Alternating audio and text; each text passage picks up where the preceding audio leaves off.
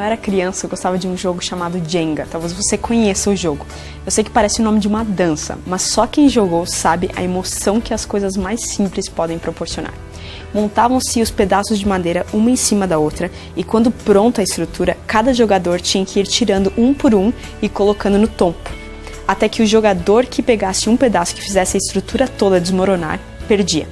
Quem joga sabe que é óbvio que não deve pegar as peças da base, ou seja, aquelas que são mais perto do chão. Isso porque quando tiramos a base de uma estrutura, acabamos perdendo tudo. O Novo Testamento, como todos sabem, é a base do cristianismo. A vida de Jesus, sua morte, ressurreição e os escritos de seus seguidores constituem o fundamento dessa religião. Vimos no programa anterior algumas evidências que apresentam o Antigo Testamento como confiável no sentido histórico e textual. Dessa vez vamos nos concentrar na segunda parte da Bíblia, chamado Novo Testamento. Assim como acontece com o Antigo Testamento, também não temos os documentos originais do Novo Testamento. Uma conhecida maneira de os críticos ilustrarem o que aconteceu com as cópias do original é a brincadeira do telefone sem fio. Aquele que começa a brincadeira fala uma frase, e ela tem que ser passada de ouvido em ouvido até que o último diz em voz alta que frase chegou até ele. É aquela confusão. A frase dita no fim da fila quase nunca se assemelha em nada com a frase elaborada no início. Então os críticos concluem que foi assim que o Novo Testamento, após diversas tradições orais e cópias, chegou até nós, completamente diferente daquilo que seus escritores registraram originalmente. Com a intenção de entender melhor esse assunto, foi desenvolvida a crítica textual. O objetivo é recuperar com os mínimos detalhes o texto dos documentos originais do Novo Testamento. Agora, como que fariam isso sem ter acesso aos originais? Imagine o seguinte, digamos que eu comece a nutrir uma vontade enorme de saber exatamente como foi um discurso de Winston Churchill, que não foi gravado e não temos acesso ao material usado para preparar o texto. Já se passaram uns bons anos depois do evento, então como que eu vou conseguir os relatos mais vívidos e acurados? A resposta é reunindo o máximo de informações possíveis e os relatos mais próximos ao dia do acontecimento.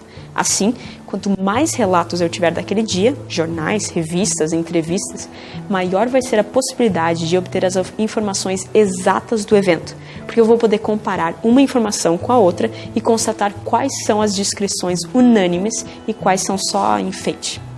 Usando esse exemplo bem limitado em comparação com a crítica textual, vemos que é mais ou menos isso o que os pesquisadores da área fazem.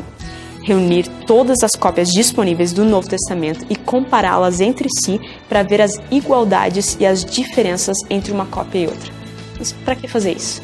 Por que são encontradas diferenças entre elas? Não era para ter sido um texto sagrado e perfeito? Hoje, graças a Gutenberg, o inventor da imprensa, é muito fácil fazer cópias sem qualquer alteração em relação ao original. A máquina, que não tem como alterar o texto, é responsável pelo trabalho de copiar. Mas o Novo Testamento foi copiado muito antes dessa maravilhosa invenção. Pelo fato de o texto do Novo Testamento somente ter sido considerado parte das Escrituras Sagradas a partir do IV século, ele era tratado como cartas valiosas até então, mas não com o cuidado extremo que os copistas do Antigo Testamento tinham.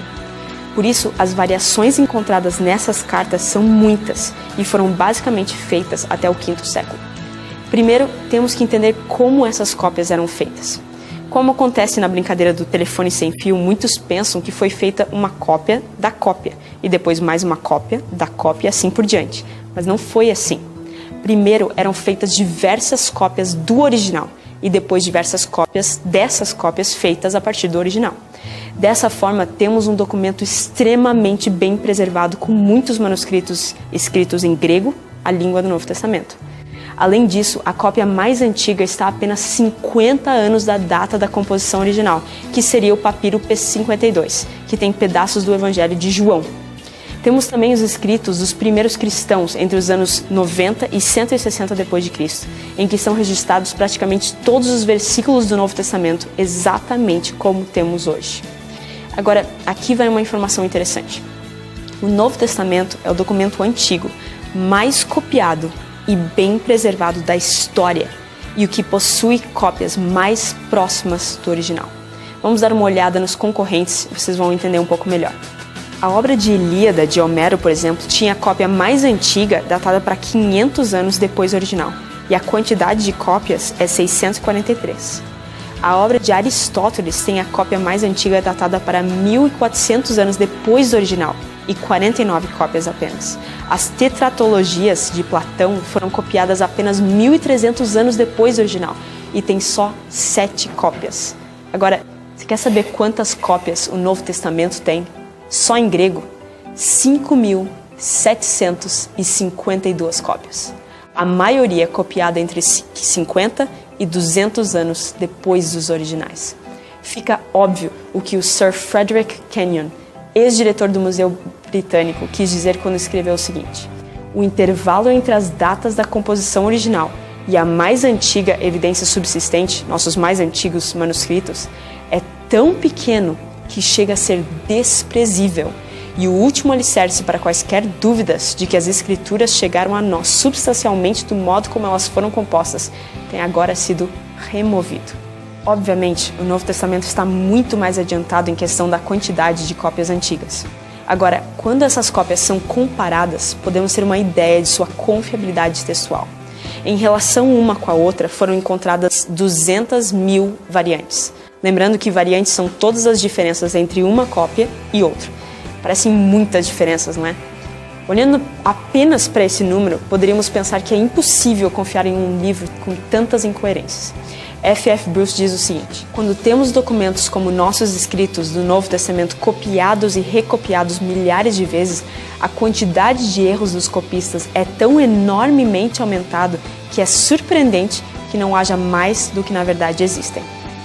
Não se esqueça do seguinte: toda vez que o escriba errava alguma letra ou ortografia ou pulava uma linha sem querer, isso é contado como uma variante. Ou seja, a maior parte dessas 200.000 variantes são apenas erros acidentais que esses copistas cometiam. Por exemplo, se eu, em lugar de escrever Novo Testamento, sem querer confundir as letras e escrever Novo Testamento, seria considerado um erro. E se diversas pessoas copiassem 1000 vezes a minha versão, seriam 1000 erros só nesse detalhe. Mesmo usando o computador hoje em dia, é fácil errar desse jeito, não é? Todos os outros erros são extremamente periféricos e se referem a meros detalhes do texto. Certamente nenhuma das variantes afeta de forma alguma a doutrina cristã. Por fim, a maioria dos críticos textuais hoje dá plena segurança de que, com todas essas cópias e com suas reconstruções, temos certeza de que o Novo Testamento que temos em nossas mãos corresponde de 97% a 99% exatamente ao que os escritores bíblicos escreveram no primeiro século. Até hoje, um dos melhores métodos de desmascarar o cristianismo é duvidar de suas características principais, principalmente seus personagens. Um deles era Pilatos, que na cabeça dos historiadores não existiu de fato até 1961. Nesse ano foi encontrada em Cesareia Marítima a Pedra de Pilatos, uma inscrição com o nome de Pôncio Pilatos e Tibério, assim como a função de prefeito da Judéia.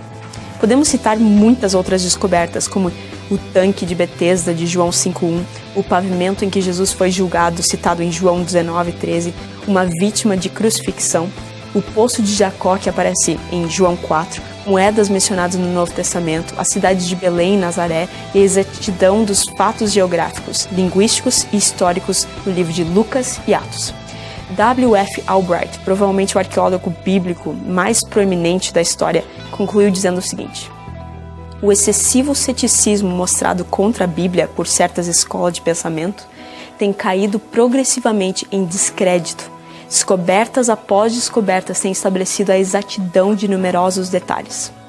Uma forma muito boa de se saber se um livro é confiável é conferir se o livro é tendencioso, ou seja, se ele é escrito de uma forma que distorce a verdade para que os autores sejam beneficiados. É como o currículo de alguém que distorce os fatos para parecer mais vantajoso contratá-lo. Por exemplo, alguém que foi caixa no McDonald's coloca em seu currículo: responsável pela tesouraria de uma multinacional. Alguns acreditam que os autores do Novo Testamento foram propagandistas, só interessados mesmo na fama, e por isso as histórias teriam sido aumentadas ou até mesmo completamente inventadas. Quero enumerar alguns fatos que vão clarificar esse assunto para nós. Primeiro, os autores do Novo Testamento incluíram palavras duras de Jesus que não seriam preservadas caso o personagem fosse inventado ou os discípulos não quisessem obedecê-las. Os autores bíblicos acrescentaram detalhes embaraçosos sobre si mesmos. 3.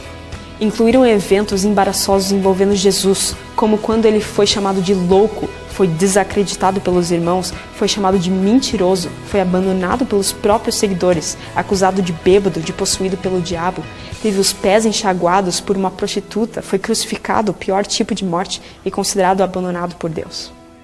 4. Os autores deixaram intactos os mandamentos ou citações difíceis de Jesus, questões de adultério, divórcio, de oferecer a outra face, amar os inimigos, não acumular tesouros na terra e não julgar. 5. Eles mencionaram mais de 30 nomes históricos que poderiam ser facilmente verificados na época, como José de Arimateia, Pôncio Pilatos, Herodes e outros. 6. Os fatos escritos no Novo Testamento são simples e sem embelezamento, e eventos inventados normalmente não são assim. E por último, esses homens foram perseguidos, torturados, e a maioria deles morreu por aquilo que acreditava, sem negar o que pregava. Eles só morreriam por uma verdade, não por uma mentira. Essa última evidência é aquela que mais me convence. Se eu tivesse inventado um personagem, sua morte e a sua ressurreição, certamente com um revólver encostado na minha cabeça eu desistiria dessa fantasia em 1 segundo. Diferente dos homens-bomba do Islã, os discípulos e autores do Novo Testamento viram os fatos acontecerem diante de seus olhos. Mas quando existem homens fiéis que testemunharam algo extraordinário em suas vidas e na história, nem mesmo a espada, o chicote, a prisão ou a perseguição poderiam fazê-los calar. E esses homens arriscaram a vida e relataram tudo para que você, hoje, e eu tivéssemos acesso à história mais incrível desse mundo, a história de Jesus Cristo. Resta saber se você gostaria de ouvi-la.